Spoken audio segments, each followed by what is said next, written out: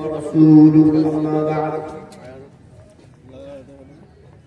أعوذ بالله من الشيطان الرجيم بسم الله الرحمن الرحيم هو الذي بعث في الأميين رسولا منهم يتلو عليهم آياته ويزكيهم ويعلمهم الكتاب والحكمة وإن كانوا من قبل لفي ضلال مبين. وقال الله تعالى في موضع آخر اقرأ باسم ربك الذي خلق الإنسان من علق اقرأ وربك الأكرم الذي علم بالقلم. وقال الله تعالى في موضع آخر إنما يخشى الله من عباده العلماء. وقال النبي صلى الله عليه وسلم طلب العلم فريضة على كل مسلم. صدر اجلاس اسٹیج پر تشریف فرما علماء اعظام حاضرین مجمع پردہ نشین مائیں اور بہنیں عزیز بچوں، سب سے پہلے اس وحدہ لا شریک کی حمد و ثنا کبریائی اور بڑائی جس نے ہم تمام انسانوں کو تخلیق بخشی ہے اور خاص طور پر 18,000 مخلوقات میں سب سے بہتر، سب سے افضل، سب سے اعلیٰ، سب سے ارفع مخلوق بنا کر ہم انسانوں کو پیدا کیا ہے۔ اللہ رب العالمین کے حمد و ثنا کے بعد ہزار کروڑ کی تعداد میں درود و سلامتی نازل ہو اس ذات مقدسہ مطہرہ متبرکہ پر جن کا نام نونیس میں گرامی احمد مجتبی محمد مصطفیٰ صلی اللہ علیہ وسلم۔ سامعین اکرام، میں نے آپ حضرات کے سامنے قرآن کریم کی دعائیں کی تلاوت کی ہے اور ایک چھوٹی سی حدیث بھی پڑھی ہے۔ دوست اور بزرگوں،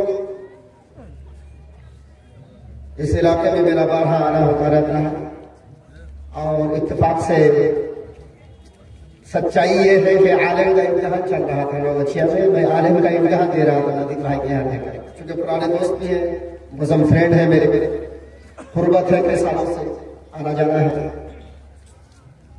تو آج انہوں نے کہا کہ آپ کو رکنا ہے میرے یہاں پروگرام ہے، بہر گئے تھے آدھا گھنٹہ یا پون گھنٹے کے لیے میں آپ کے سامنے حاضر ہوا ہوں اصلاح معاشرے کے سلسلے میں، کیونکہ یہ تربیت کی پروگرام ہے۔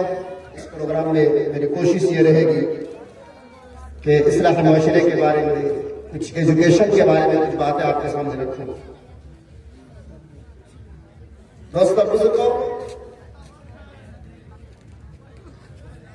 میں پہلے عرض کر دیتا ہوں کہ آپ لوگ، کچھ لوگوں نے خواہش ظاہر کی ہے کہ قمر الحسن اس کے پیچھے تو چترویدی لگا رہا تھا۔ میں چترویدی نہیں ہوں، بس منتر پڑھتا ہوں، چترویدی نہیں ہوں، میں منتروں کا پاٹھ کرتا ہوں، وشلیشن کرتا ہوں، موقع ملتا ہے میں تقریر کرتا ہوں۔ آپ لوگ سوچ رہے ہوں گے کہ قمر الحسن ہے تو کچھ اشلوک یا کچھ منتروں کا پاٹھ ہوگا، ہندو دھرم کے بارے میں بات کی جائے گی۔ موقع ملا تو کیا منتر آپ کے سامنے یہ اشلوک پاٹھ کر دوں گا، ورنہ آج میں آپ کے سامنے معذرت خواہ ہوں، میں وہ سب نہیں پڑھنا چاہتا ہوں۔ چند منٹ آپ کے سامنے کچھ ضروری باتیں ہمارے شیخ صاحبادی سوسائٹی کے سلسلے میں کرنا چاہتا ہوں۔ دوستو اور بزرگوں، اللہ رب العالمین نے اپنے نبی جناب محمد رسول اللہ صلی اللہ علیہ وسلم کو مبعوث کیا، کہا مکے کی سرزمین پر آپ کو نبوت سے سرفراز کیا، نبی بنایا، رسول بنا کر بھیجا اور آپ کے ذمے کچھ کام کو سونپ دیا۔ اس چیز کو اللہ تعالیٰ نے قرآن کے اندر بیان کیا ہے کہ رسول جو آئے مکے کی سرزمین پر، جس کو وَمَا أَرْسَلْنَاكَ إِلَّا رَحْمَةً لِّلْعَالَمِينَ، پوری دنیا کے لیے آپ صلی اللہ علیہ وسلم کو رحمت بنا کر بھیجا گیا تھا۔ آپ کا کام کیا تھا، اس کے مقاصد کیا تھے، اس کے اغراض کیا تھے؟ اللہ نے اس آیت کے اندر اس چیز کو واضح کر دیا ہے۔ هو الذي بعث في الأميين رسولا منهم يتلو عليهم آياته ويزكيهم والذی بعث فی الأمیین رسولا منہم، وہی وہ ذات ہے، یا اللہ کی وہ ذات ہے جس نے انہی میں سے، امیوں میں سے، عرب لوگوں ہی میں سے ایک رسول بھیجا۔ وہ رسول کا کام کیا ہے؟ یتلو علیہم آیاتہ، اللہ کی آیتوں کو پڑھ پڑھ کر ان کو سناتے ہیں، ویزکیہم، ویتلو علیہم آیاتہ ویزکیہم، اور ان کا تزکیہ نفس کرتے ہیں، ویعلمہم الکتاب والحکمہ، اور ان کو قرآن کریم کی اور احادیث مبارکہ کی، اپنی پیشن گوئیوں کی، اپنی باتوں کی تعلیم دیتے ہیں۔ یہ ان کا کام ہے، قرآن کی تلاوت سنانا، قرآن آیات کو پڑھ پڑھ کر سنانا، لوگوں کا تزکیہ نفس کرنا۔ تزکیہ نفس کس کو کہا جاتا ہے؟ ایک انسان کو جب کسی سماج کے لیے کوئی ذمہ داری دی جاتی ہے، اس ذمہ داری کو وہ دھیرے دھیرے دھیرے دھیرے بتدریج اس کام کو کرتا چلا جاتا ہے۔ اور اسی طریقے سے اللہ کے رسول صلی اللہ علیہ وسلم کو اللہ تعالیٰ نے تزکیہ نفس کرنے کا حکم دیا، یعنی آپ صلی اللہ علیہ وسلم لوگوں کو برائی سے نکال رہے تھے اور اچھائی کی طرف لے کے جا رہے تھے۔ اسی چیز کو کہا جاتا ہے تزکیہ نفس، یعنی کسی معاشرے کو، کسی سوسائٹی کو، کسی سماج کو برائی سے نکال کر پورے طور پر اچھائی کی طرف لے جانے کا نام تزکیہ نفس ہے۔ اللہ کے رسول صلی اللہ علیہ وسلم کی ذمہ داری یہ تھی، اور آپ کو ایک کام سونپا گیا تھا، اور آپ نے اپنی ذمہ داری کو بخوبی نبھایا۔ میرے دوستوں بزرگوں، میں زیادہ دیر آپ کے سامنے نہیں ہوں، پہلے ہی معذرت مانگ چکا ہوں، آپ سے معذرت کر چکا ہوں کہ آج کی میری تقریر کوئی ترنم اور سر پکڑ کر اور درد سے تقریر نہیں ہوگی۔ اصلاح معاشرے کا پروگرام ہے، تربیت کا پروگرام ہے۔ انشاءاللہ کچھ ہماری شہسوادی بھائیوں کے بارے میں چند باتیں آپ کے سامنے میں عرض کروں گا۔ بہت ساری باتیں ایسی تھی جو مجھے کرنی تھی اور میں کرنا چاہتا ہوں، تو اللہ کے رسول صلی اللہ علیہ وسلم نے کیا کیا؟ تزکیہ نفس کیا۔ تو اللہ کے رسول صلی اللہ علیہ وسلم کے زمانے میں کس کس طرح کی برائی پائی جاتی تھی، اللہ کے رسول نے کس کس طرح کی برائیوں سے لوگوں کو سماج میں صاف کیا، لوگوں کو نکالا۔ ہمارے شیخ فضیلت الشیخ جناب مولانا توحید عالم سلفی نے اس میں سے چند جھلکیاں آپ کے سامنے رکھی۔ میرے دوستوں بزرگوں، سب سے پہلی برائی کے اندر پائی جاتی تھی کہ لوگ شرک کیا کرتے تھے، اللہ کے ساتھ شرک کیا کرتے تھے، ایک اللہ کو ایک ماننے کے لیے تیار نہیں تھے۔ اللہ رب العالمین کی وحدانیت کو، اس کی فردانیت کو، اس کی حقانیت کو، اس کی سمادانیت کو ماننے کے لیے تیار نہیں تھے، بلکہ خانہ کعبہ کے اندر 360 مورتیاں رکھی ہوئی تھی، اور 360 دنوں میں 360 مورتیوں کی پوجا کیا کرتے تھے۔ جب اللہ کے رسول صلی اللہ علیہ وسلم کا زمانہ آیا، آپ کو نبوت سے سرفراز کیا گیا، آپ کو رسالت کے عہدے پر بٹھایا گیا، آپ کو رسالت دی گئی، تو ایک زمانہ ایسا آیا کہ حضرت علی کی گردن پر چڑھ کر چھڑی میں اللہ کے رسول صلی اللہ علیہ وسلم خانہ کعبہ کے چاروں طرف گھوم رہے تھے اور پڑھ رہے تھے، وَقُلْ جَاءَ الْحَقُّ وَزَهَقَ الْبَاطِلُ إِنَّ الْبَاطِلَ كَانَ زَهُوقًا۔ میرے دوست اور بزرگ، اس آیت کی تلاوت اللہ کے رسول صلی اللہ علیہ وسلم کی زبان سے چل رہی تھی، اور نبی کریم صلی اللہ علیہ وسلم خانہ کعبہ کی 360 مورتیوں کو توڑ رہے تھے۔ کہیں ابراہیم کی مورتی تھی، کہیں نوح کی مورتی تھی، کہیں یعقوب کی مورتی تھی۔ البتہ اللہ کے رسول صلی اللہ علیہ وسلم سے پہلے جتنے بھی انبیاء علیہم السلام اس دھرتی پر تشریف لائے تھے، جتنے بھی نبی نے اس دھرتی پر جتنے بھی نبی اس دھرتی پر مبعوث کیے گئے تھے، تمام کے تمام نبیوں کی مورتیاں بنا کر رکھی گئی تھی۔ لہذا مشرکین مکہ کے اندر سب سے پہلی بڑی برائی یہ تھی کہ مشرکین مکہ اللہ تعالیٰ کے ساتھ شرک کیا کرتے تھے، اللہ کی توحید کو ماننے کے لیے تیار نہیں تھے۔ دوسری برائی آپ دیکھیں، اللہ کے رسول صلی اللہ علیہ وسلم کی رسالت کا انکار کیا کرتے تھے۔ اللہ تعالیٰ نے رسول کی زبانی پوری دنیا کے لیے، پوری انسانیت کے لیے اس بات کا اعلان کر دیا، اور نبی کی زبانی کہلوا دیا، اے نبی آپ کہہ دیں، قل یا ایھا الناس انی رسول اللہ الیکم جمیعا۔ اے نبی آپ دنیا کے یہودیوں سے، عیسائیوں سے، کرسچنوں سے، ہندوؤں سے، الگ دنیا کے جتنے بھی مذاہب کے ماننے والے ذاتی ہیں، جتنے بھی دھرم کے ماننے والے آدمی ہیں، جتنے بھی سمپردائے سے تعلق رکھنے والی جاتیاں ہیں، تمام تر انسانیت سے آپ کہہ دیں کہ لوگوں، میں تم سب کی طرف اللہ کی طرف سے بھیجا ہوا رسول ہوں، میں کوئی جھوٹا نبی نہیں ہوں، میرا دعویٰ جھوٹا نہیں ہو سکتا۔ اللہ کے نبی صلی اللہ علیہ وسلم کی گواہی کے لیے، آپ کو سچا بنانے کے لیے، آپ کی صداقت کو صحیح کرنے کے لیے، آپ کی سچائی کو دنیا کے سامنے اللہ تعالیٰ نے نبی کی زبانی اللہ کے رسول صلی اللہ علیہ وسلم کی رسالت کا اقرار کروانے کے لیے بیان کیا. قل یا ایھا الناس انی رسول اللہ الیکم جمیعا. میرے دوستوں بزرگوں، اس طرح کی برائی تھی. آپ مشرکین مکہ کا حال دیکھیں، عرب قوم کا حال دیکھیں.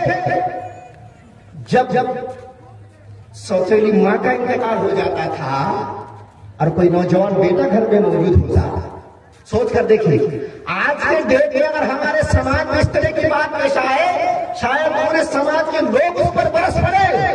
لیکن اللہ کا رسول صلی اللہ علیہ وسلم کس تاریخ دور میں، کس اندھکار میں، کس بھٹکتا ہوا دور میں اللہ کے نبی صلی اللہ علیہ وسلم کو سماج کی سیوا کے لیے نبی بنا کر بھیجا گیا تھا. آپ کو غور کیا؟ ایک سوتیلی ماں کا انتقال ہو جاتا تھا، اس کا نوجوان بیٹا کوئی گھر میں موجود ہوتا.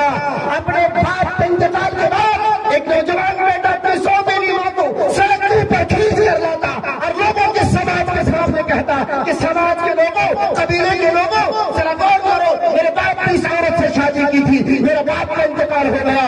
آج میرے باپ کے مر جانے کے بعد، آج میری ماں کا انتقال ہو جانے کے بعد میں تمام لوگوں کے سامنے باباؤں کے کہ آج سے یہ میری ماں نہیں، میری بیوی ہے. استغفر اللہ. میرے دوستوں بزرگوں، آپ نے غور کیا کتنی بڑی برائی تھی. ایک انسان کسی نوجوان بیٹا کا باپ لے سکتا ہے، اس نوجوان کا باپ اس کی ماں کے ساتھ رات بھی گزارتا ہے، دن بھی گزارتا ہے، کئی سال گزر لیتے ہیں. میرے دوستوں بزرگوں، باپ کا انتقال ہو گیا. آپ ذرا غور کریں، آپ ذرا سوچیں کہ آج کے ڈیٹ میں اگر اس طرح کی بات، اس طرح کی کہانی، اس طرح کا واقعہ ہمارے سماج میں پیش آئے، آپ کو کیسا لگے گا؟ کتنا بڑا دور تھا، کتنی بری چیزیں. میرے دوستوں بزرگوں، ایسے اندھکار کے زمانے میں اللہ کے رسول صلی اللہ علیہ وسلم کو نبی بنا کر مکے کی سرزمین پر بھیجا گیا تھا. ایک برائی میں آپ کو اور بتاتا چلوں. حضرت عائشہ راضیہ ہے، کہتی ہے، بخاری شریف کی روایت ہے، حضرت عائشہ کہتی ہے کہ اللہ کے رسول صلی اللہ علیہ وسلم کے زمانے میں، یعنی زمانے جاہلیت میں، جب اللہ کے نبی کو نبی بنا کر مکے کی سرزمین پر بھیجا گیا تھا، آپ کو نبی بنایا گیا تھا، آپ کو رسول بنایا گیا تھا، اس زمانے میں اس سماج کے اندر 4 طرح کے نکاح پائے جاتے تھے. کتنی شکلیں تھیں نکاح کی؟ 4 شکلیں تھیں. نمبر 1، ذرا غور کریں، حضرت عائشہ راضیہ کہتی ہے کہ مشرکین مکہ کے اندر، عرب کے لوگوں کے اندر ایک قبیلہ تھا جس قبیلے کا نام قبیلہ اشراف یا اشراف کہا جاتا ہے. وہ قبیلہ دین ابراہیمی پر پڑا تھا اور اس قبیلے کے لوگ دین ابراہیمی کے طور طریقے پر شادی نکاح کیا کرتے تھے، شادی نکاح کیا کرتے تھے اپنے بیٹے اور بیٹیوں کی. تو وہ اسلامی رواج تھا اور آج بھی جاری ہے کہ ایک لڑکا ایک لڑکی والے کے یہاں پیغام لے کر جاتا ہے، ایک عقد طے ہوتا ہے، دونوں کے اولیاء کے درمیان ایک بات طے ہوئی، نکاح کرا دیا جاتا ہے. یہ اسلامی طور طریقہ ہے جو آج بھی زندہ ہے. یہ تو تھا لیکن چند لوگوں کے اندر پایا جاتا تھا یہ طریقہ، چند ہی لوگوں کے اندر یہ طریقہ پایا جاتا ہے. میرے دوستوں اور بزرگوں، دوسرا طریقہ حضرت عائشہ کہتی ہے کہ ایک نوجوان انسان، اس کی بیوی ہوتی، اس کے بچے بھی ہوتے یا بچے نہ بھی ہوتے، ایک نوجوان انسان اپنی بیوی کو کہتا کہ اے میری بیوی، یہ میرا فلاں دوست ہے، تم اس کے پاس جاؤ. اور وہ حالت کیا ہوتی تھی؟ اس کی بیوی جب حیض سے پاک، پوتر اور صاف ستھری ہو جاتی تھی، ایک نوجوان انسان اپنی بیوی سے کہتا کہ اے میری بیوی، تم فلاں مرد کے پاس جاؤ یا میرے فلاں دوست کے پاس جاؤ اور اس کے ساتھ زنا کراؤ. میرے دوست اور بزرگوں، وہ بیوی جاتی اس کے ساتھ زنا کرتی اور کہنے کرنے کے بعد جو بچہ پیدا ہوتا، بچہ پیدا ہو جانے کے بعد اگر اس عورت کا جو مرد ہوتا تھا، اس کا جو شوہر ہوتا، اس کی اگر مرضی ہوتی تو اپنی بیوی کو پاس بلاتا، ورنہ وہ کہہ دیتا کہ اے میری بیوی جاؤ، آج سے وہ تمہارا شوہر ہے. یا پھر اپنے دوست کو کہہ دیتا، اے میرے دوست، اے میرے فلاں بھائی، میں نے اپنی بیوی کو تیرے پاس زنا کرنے کے لیے بھیجا تھا. آج سے یہ بیوی ہو گئی تمہاری، بچہ بھی تمہارا، بچی بھی تمہاری. دو شکل پائی گئی میرے دوست اور بزرگوں. تیسری صورت حضرت عائشہ بیان کرتی ہے کہ ایک جماعت ہوتی تھی 3 لوگوں کی یا 3 سے لے کر 9 لوگوں کی ایک جماعت ہوتی تھی. یہ پوری جماعت ایک ہی عورت کے ساتھ زنا کرتی، زنا کی شکل میں حاملہ ہوتی، بچہ پیدا ہوتا، بچہ پیدا ہونے کے بعد اس عورت کی جس مرد کی طرف مرضی ہوتی اپنی اولاد کو منسوخ کر دیتا اور کہتا کہ فلاں یہ بیٹا تیرا ہے، آج سے میں تیری بیوی ہو گئی۔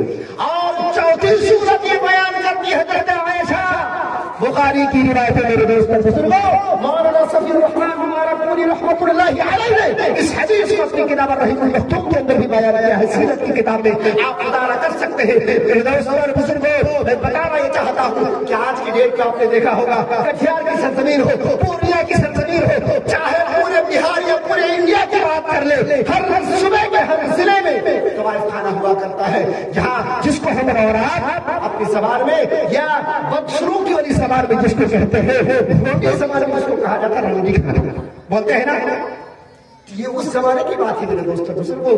وہ طوافوں کے گھر میں ہرے ہرے اور لال لال رنگوں کی جھنڈیاں گاڑی رہتی تھی تاکہ زنا کرنے والے کو کسی پریشانی کا سامنا نہ کرنا پڑے، جاتے تھے ایک ہی عورت کے ساتھ سینکڑوں لوگ زنا کرتے تھے میرے دوستوں۔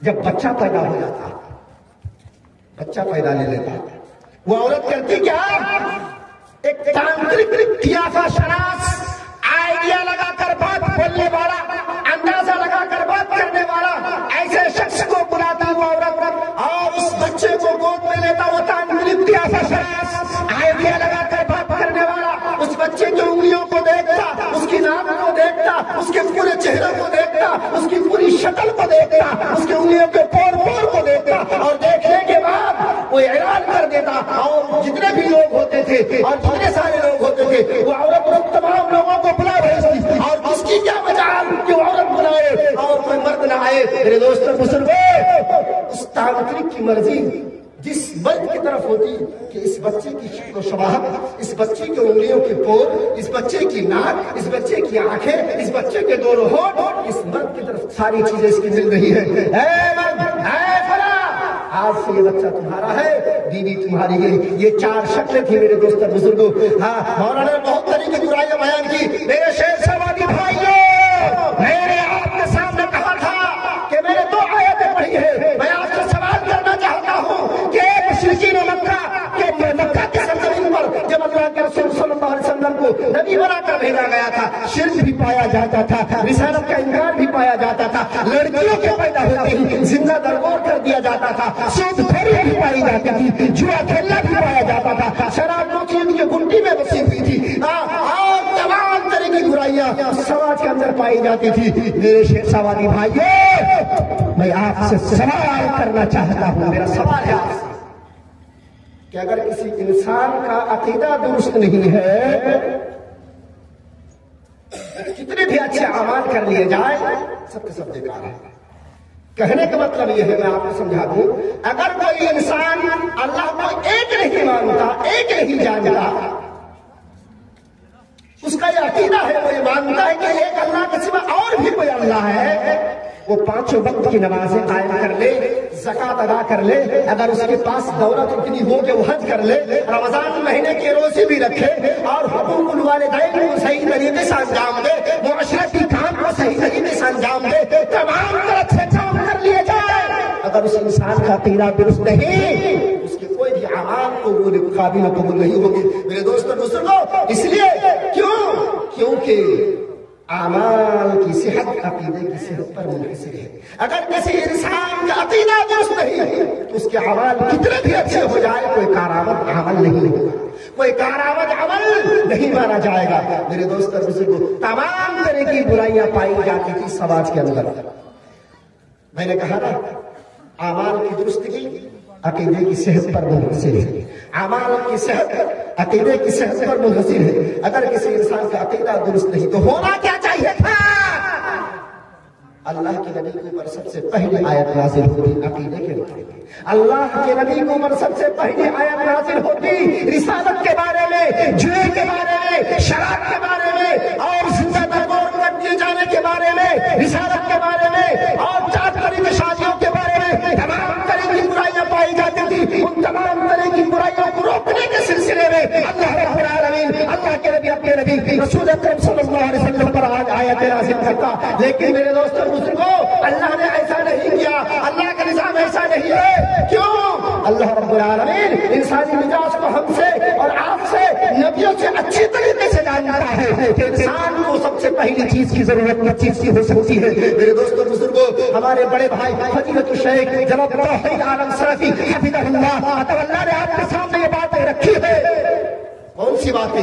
کیا سب سے پہلی آیت اگر نازل ہوئی کون سی آیت؟ یہ پڑھنے کے سلسلے کس سلسلے میں؟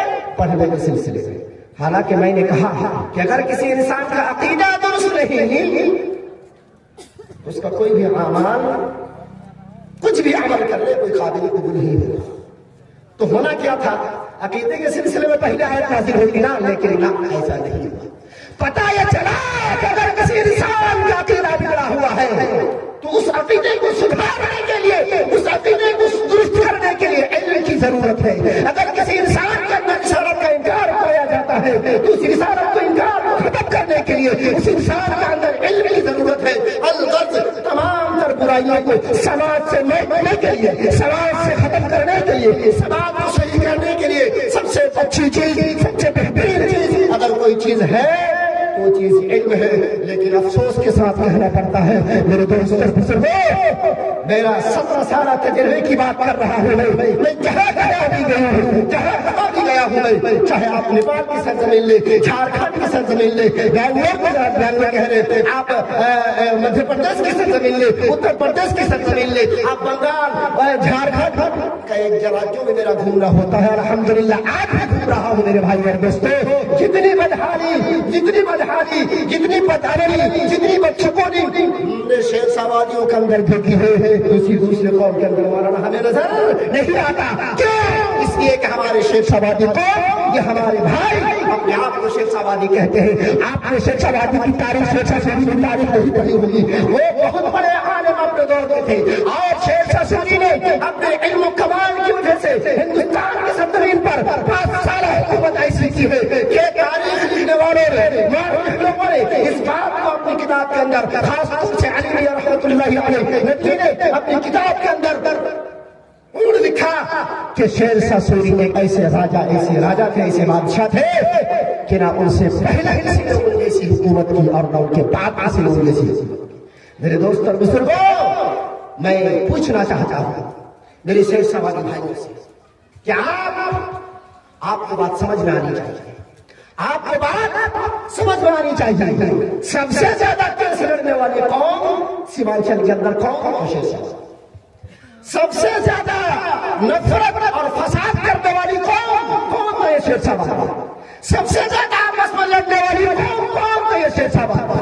سب سے زیادہ آپس میں جھگڑے کرنے والی قوم ہے شیر سوادی قوم. میرے دوست اور بزرگوں، میرے شیر سوادی بھائیوں، میں آپ کو تاریخ بتا رہا ہوں شیر سوادیوں کی. میں سیمانچل سے لے کر مرشید آباد اور بہت سارے علاقے میں میرا جا رہا ہوا، اور خاص طور سے شاید کوئی گاؤں ایسا بچا ہوگا شیر سوادی ایریے میں جس گاؤں میں اس نوجوان کا سفر نہ ہوا ہوگا، اس ناچیز کا سفر نہ ہوا ہوگا. میں نے دیکھا اکثر گاؤں میں میرے دوست اور بزرگوں، شیر سوادیوں، اگر تم نے اپنے گھر کی مرغی کے انڈے کو بیچا پیسہ جمع کرنے کے لیے، بیٹا کو دلی بھیجا پیسہ جمع کرنے کے لیے، گائے بیچ ڈالا پیسہ جمع کرنے کے لیے، مرغیوں کو بیچ ڈالا پیسہ جمع کرنے کے لیے، اپنی بیوی کی منطق کی اور نسلیوں کو، ناک کی نسلیوں کو بیچا کس کے لیے؟ زمین خریدنے کے لیے. بیٹا کو دلی رکشہ چلانے بھیجا کس لیے؟ دلی زمین خریدنے کے لیے. بیٹا کو دلی بھیجا تسلا ڈھونے کے لیے کس لیے؟ زمین خریدنے کے لیے. میرے دوست اور بزرگوں، ساری چیزوں کو تم نے کر دیا زمین خریدنے کے لیے.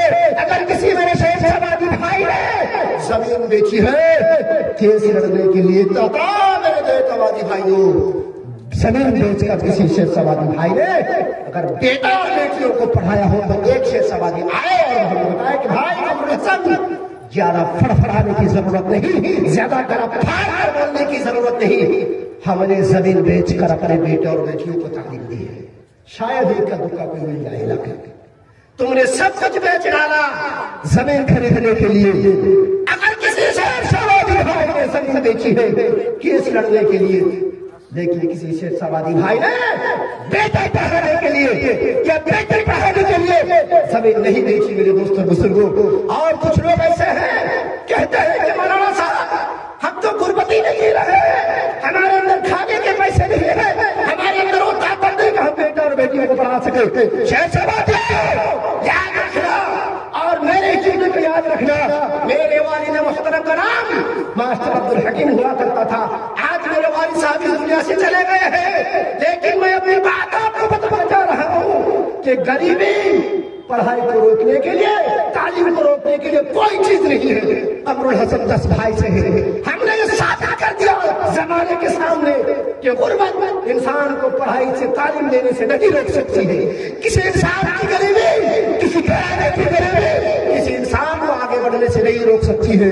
میرے دوستوں بزرگوں، میں اپنی تاریخ بتانا شروع کر دوں، گھنٹوں لگ جائیں گے مولانا. میری ایک دردناک کہانی ہے، میری ایک دردناک افسانہ ہے میری فیملی کی. میری فیملی کے اندر مولانا نے کہا کہ قمر الحسن آیا ہے، میں اس کے توفیق الحسن کا بھائی، جیسے ہی بن گیا توفیق الحسن. اس کی بڑی ایک تاریخ ہے میرے دوستوں بزرگوں. میں آپ کو پیغام دے کے جا رہا ہوں، اس بات کو ذہن میں رکھنا کہ غریبی پڑھائی کو نہیں روک سکتی. یعنی کسی کی غریبی، کسی گھرانے میں اگر غربتی ہے، وہ کہے کہ غربت کی وجہ سے میں پڑھ نہیں پا رہا ہوں. دنیا کے سارے انسان مان لے، سارے سیاستوادی مان لے، کم سے کم قمر الحسن تو اس بات کو ماننے کے لیے تیار ہے، کیونکہ میں نے غربتی میں پڑھ کر دکھایا ہے دنیا کو، اور میں نے ثابت کیا ہے کہ غربتی میں انسان پڑھ سکتا ہے، آگے بڑھ سکتا ہے. کسی کو غریبی آگے بڑھنے سے نہیں روک سکتی. بس انسان کے اندر حوصلہ، عزم، استقلال اور پختہ ارادہ کرنے کی ضرورت ہے. اگر کسی انسان کا ارادہ پختہ ہے، اس کا عزم بالکل استقلال سے بھرا ہوا ہے، اس کا جوش و ولولہ سے بھرا ہوا انسان ہے، تو کسی کی کوئی غریبی کسی کو پڑھائی سے، تعلیم لینے سے نہیں روک پاتی. میرے دوستوں بزرگوں، میں آپ کے سامنے اور چند باتیں آپ کے سامنے رکھنا چاہتا ہوں شیر سوادیوں کے بارے میں. میں سیمانچل پورا الحمدللہ گھوم چکا ہوں. 17 سال میرا چل رہا ہے، یہ 17واں سال چل اس میدان میں، خطابت کے میدان میں. میں آپ کو بتا دوں، شیر سوادی ہماری ماں اور بہنوں کے اندر حاجی بابو تمہیں بیٹی کے سب سے بڑی بیٹھے ہوئے کی تیاری میں رکھے. سنیے، بیٹی کے جو سب سے بڑی بیٹھے ہوئے کی تیاری میں رکھے. کیا وہ تیاری؟ میری ماں اور بہنوں، میری باتوں کو غور سے سن رہا، اور مردوں آپ بھی ذرا غور سے سن. مولانا میں آپ سے توجہ چاہتا ہوں اس بات کو کہنے کے لیے. شاید آپ نے خیال نہ کیا ہوگا، صبح اٹھے گی عورت، بھورے اٹھے لوٹی پوٹی کر تھالی میں سن دے کہ کیا تھا سی اگر بات چھوٹی لگ رہی ہے، لیکن غور کیا آپ لوگوں نے کبھی؟ کس لیے؟ بڑھیا سے لے کے لیے لوٹی پوٹی کر کام کربے কেনে পাখা শুয়ে যাবে ভোরের সময় থালি বাসন লাহারি কাহি বানিয়ে হাতে দিয়ে মানুষ নাস্তা খাওয়া লাহারি কই, ঠিক আছে? খাইবার কোনো দরকার নেই, কথা দরকারি শোনেন।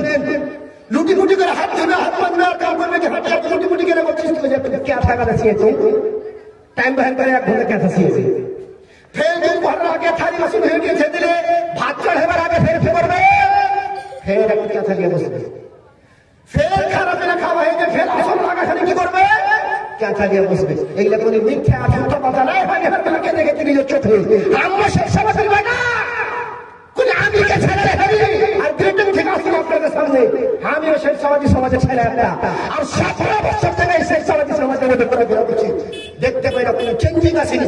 এখন শেষ সমাজ মায়ালো পাখা আর সিকে আর ক্যাথা আর ঝিকি আর পিরালিয়া বেটা আছে। এইসব জিনিস যদি টাইমকে নষ্ট না করে বরবাদ না করে ওই ভোরে 1 ঘন্টা দুপুরে 1 ঘন্টা ফের আসরের পরে 1 ঘন্টা ফের ডাক্তার খানা খাওয়া পরে ছেলে পেলেকে নিন দিয়ে দিলে আর এশারের পর নামাজ পড়তে পারলে না কোনো ঠিক নাই ঘরে যেয়ে ধরে শুরু করে দিলে 4 ঘন্টা রাত 12টা চিন্তা করেন 50-60 বছর আগে থাকে নাকি এত হারি বেগুলো ভোরে 1 ঘন্টা দুপুরে 1 ঘন্টা আসরে 1 ঘন্টা মাগরিবের আগে 1 ঘন্টা আর এশারের পর 1 ঘন্টা 2 ঘন্টা এত হারি টাইম কি হাতে চালাতে মায়ের আর ধরেরা প্রায় করতে পরিশ্রম করতে কহেন এই শেষ সমাজে এমবিবিএস ডাক্তার তুমি থাকতো কথা চিন্তা করেন এই পাখা আরে শিকা আরে ক্যাটা একে শেষ সমাজে লোককে খাইলে পড়ার দিকে করে ধ্যান দেয়, পড়ার দিকে ধ্যান দিবেন না ভুল করছে আমি কহেন কথা আমার ভুল কহেন না চালা করেন না কথা ভুল না কি হয় ভুল কহি তো কহেন আমি কথা অপস নিয়েছি যদি ভুল কহি তো কহেন আমি নিজের কথা অপস নিয়েছি আর যদি কথা সহি কহি তো মানতে হবে আপনাকে জেনা কামরুল হাসান কথা তুমি সহি বলছো কিছু ধ্যান দিয়েছেন এই পাখার এই শিকার ক্যাথাতে কি হলো আমাদের মায়ের লোক উঠে দিয়ে গেল এই পাখার শিকার আমার সমাজের মধ্যে না হতো আল্লাহ জানে কত এমবিবিএস ডাক্তার কত ইঞ্জিনিয়ার কত বড় বড় মায়ের লোক আমার সমাজে জন্ম নিতে পারে এই পাখার শিকার আমার জাতকে খেয়েছে আচ্ছা জানেন আফসোসের কথা এই চাই এমন খানা খাইবে তো গোটা রাত রেখে গোটা খানা মানে অন্য জাতি পাখা শিকার ক্যাথা বিনা থাকতে পারবে না ভাই অন্য জাত যখন থাকছে আমারও থাকতে পারবো আশ্চর্য ব্যাপার অন্য জাত যখন বিনা ক্যাথা শিয়াতে বিনা পাখা পোড়াতে বিনা শেখা পোড়াতে শিকার পোড়াতে থাকতে পারবো হারাখানে থাকতে পারবো না অবশ্যই থাকতে পারবো এই জিনিসগুলা কখনো দেখবে আর আমাদের সমাজের মধ্যে আর একটা জিনিস দেখেন খানা যা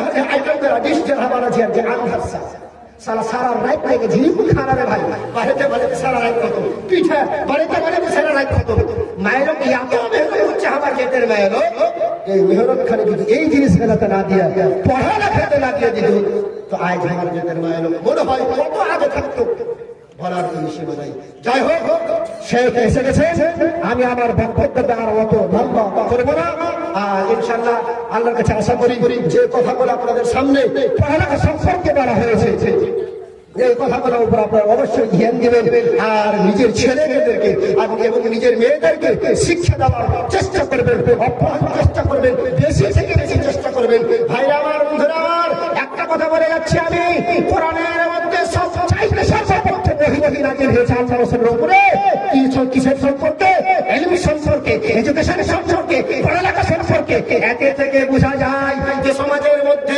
যদি কোনো রকমের নিকৃষ্টতা থাকে কোনো রকমের ভুলভ্রান্তি থাকে সেই ভুলভ্রান্তিগুলোকে যদি আমি সমাজ থেকে হটাতে চাই সমাজ থেকে বের করতে চাই এর জন্য সবচাইতে উঁচু জিনিস এর চাইতে সবচাইতে প্রথম জিনিস হলো এই যে আমরা পড়ালেখাকে চেপে ধরি আমরা শিক্ষা অর্জন করার দিকে আগে বাড়িয়ে যাই আমরা যেন শিক্ষাকে বুঝতে পারি আমরা যেন শিক্ষার ইম্পর্টেন্টকে আমরা যেন শিক্ষার লাভ এবং লাভদায়ক জিনিসকে আমরা যেন বুঝতে পারি আল্লাহর কাছে দোয়া করি হে আল্লাহ হে প্রভু হে আল্লাহ রাব্বুল আলামিন আমার স্বেচ্ছাসেবী ভাইদেরকে এবং আমাদেরকে পড়া থেকে শোনা থেকে এই শিক্ষার ক্ষেত্রে আমল করার রাসূল আমিন ওয়া আখিরু দাওয়ানা আলহামদুলিল্লাহি রাব্বিল আলামিন ওয়াসসালামু আলাইকুম ওয়া রাহমাতুল্লাহি ওয়া বারাকাতুহু জাযাকাল্লাহু খায়রাল জাযা